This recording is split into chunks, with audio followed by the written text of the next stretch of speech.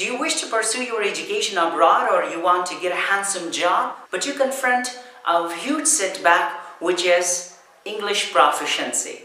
You have improved your English to a very great extent, but you still fail your IELTS test. No more worries now, because in this video I'm going to explain the prerequisites and the essential of IELTS step by step. Don't skip, watch this video till the end.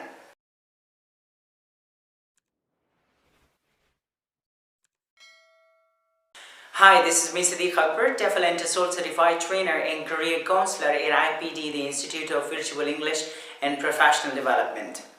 Since your childhood, you envisaged about getting enrolled in a well and highly reputed international organization, and you assembled all the resources to get to your dreamland. Such as you studied hard, you obtained good grades, but it all failed because you cannot meet the university admission criteria because of IELTS. Or you are a skillful individual and you'd like to seek a job abroad, but IELTS seems difficult for you. Well, IELTS isn't that difficult, but literally candidates fail to identify the parameters which through their English language is assessed. What are those parameters? Let's study them one by one. The first and the most crucial is rephrasing. Rephrasing is the second name of paraphrasing, which means expressing yourself in different sentences, expressions, and phrases which may mean the same. For example, there is a sentence, "Why aren't you attending the lecture?" can be expressed such as, "What holds you back from attending the lecture?" or "What causes the problem in attending the lecture?" All it means that you should sound different, not monotonous and redundant.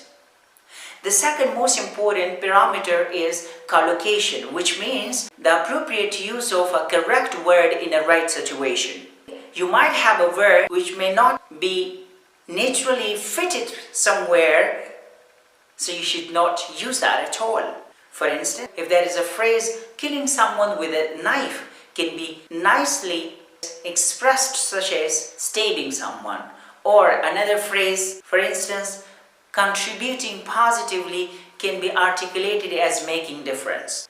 You might have the words in a great abundance, but you have to appropriately use them in order to give a nice impression to your examiner. The third parameter which plays an important role in bringing harmony in arguments and sentences is connector. Sometimes it is known as transition word or linking word. It tries to bring harmony, connectivity between sentences, phrases, or paragraphs. For instance, you are going to express about your opinion. Instead of saying that "I said that," you should sound more proficient while articulating that "in my view," as far as my view is concerned, "in my opinion," or if there is a matter which has got two different aspects, so instead of just pouring the information, you should say it on one hand and on the other hand. With the help of this connector, you can express the two different facets of a same coin, and others such as further, furthermore,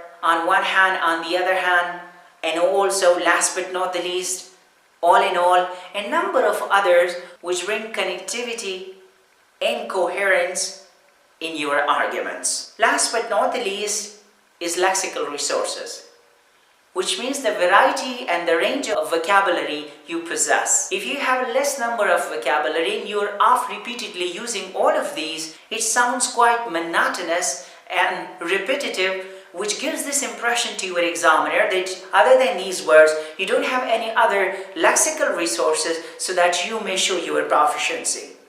For instance, the word "start" has a number of other synonymous verbs such as initiate, commence, began, in launch. All these may have different collocation, different usage, but they all are synonymous phrases which you can interchangeably use and express yourself to the examiner, which ultimately makes you proficient language user.